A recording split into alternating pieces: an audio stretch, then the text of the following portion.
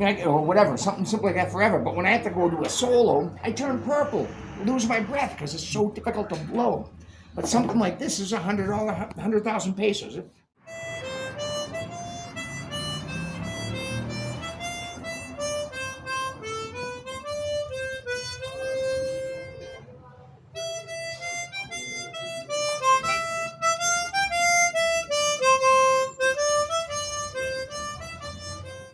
They got all excited. Hello, welcome.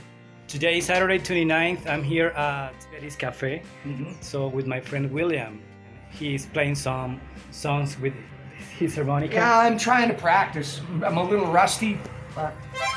When was your first experience with the Harmonica? Well, my dad always played the harmonica, so I always heard him playing. And one day he gave me one when I was like 8. I messed around with it, but I never was serious. I became serious when I was in my mid-20s, and I started to advance in my skill. And eventually I joined a band and became a singer and a harmonica player, but that was very short-lived. So maybe a year and a half, and then the band disbanded. I moved out of Georgia. I was in Atlanta. Got married. I stopped playing the harmonica altogether. Many years later, man, I have to say 15 years after, I moved here to Medellin because I was an English teacher. And I became interested again. So now, very important. My brother came to visit me from the United States and brought me this, which used to be my father's. And so I inherited a chromatic, which is very good because it has 24 notes. I can change the notes. Anyway, and I've been practicing. What kind of style did you used to play with your band? I play primarily the blues with the blues harp. For example, you can bend the notes and it's really bluesy sound. With this, it's difficult to play the blues, so I play mostly classic or contemporary music, or just songs I hear off the radio. Like, for example, I played the La Pica Piedras, for example.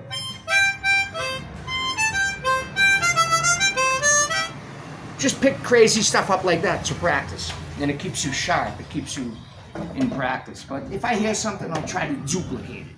How often do you practice? Well, almost every day now that since I've had this cafe, I have a lot of time on my hands during like slow times, and I've really improved my harmonica playing since I've gotten this cafe, to be honest with you.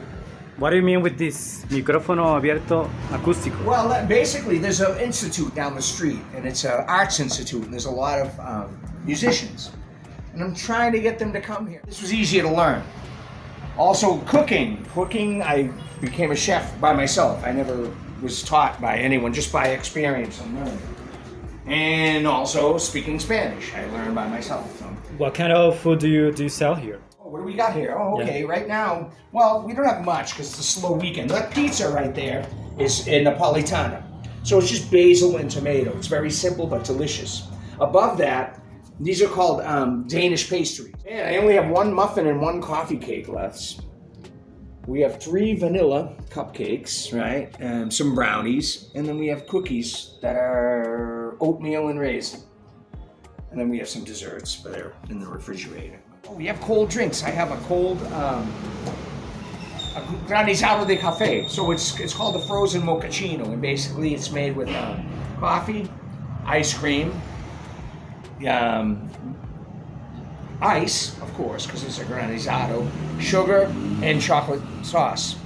And we have a strawberry and a mango, which is not really a granizado, it's more like a frap. It's more creamy, so you can use a straw, a small straw. There's no ice in there. Organic coffee. Very good quality, I have to say. It comes from Vereda La Hundida, Finca Las Flores. All right. 1,900 meters above the sea level. Uh-huh. Is that right? Yeah, it's like 6,000 feet. All right. It's like 6,000 feet for anyone that doesn't understand the meters. Okay. For how long have you been living here in Medellin, and why this I've city? been here for like 11 years. Well, I met my wife and she didn't want to live in the United States. So I came here. I really wanted to, I was thinking of moving to Mexico, so it worked out for me because I wanted to improve my Spanish. There's a lot of Latin people in my country, that speak Spanish, but they also speak English, and they switch to English on you. So I don't know if it's an obligation to learn a language, you learn quicker because you have to, right? You have to communicate. Okay, guys, don't forget to come here to enjoy from the best coffee ever.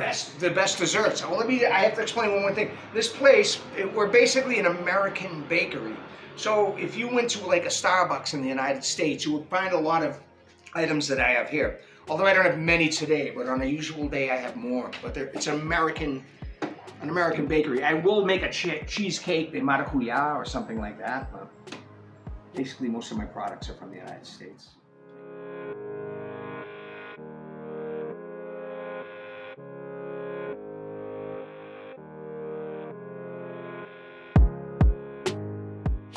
I'm located right across the street from the entrance of the Biblioteca de la Floresta.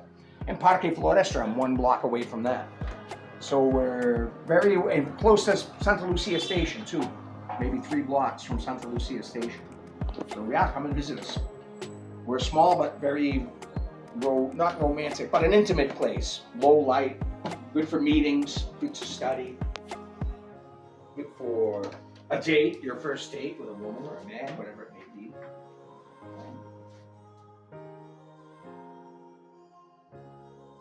Thank you guys, and come and visit us when you have the chance.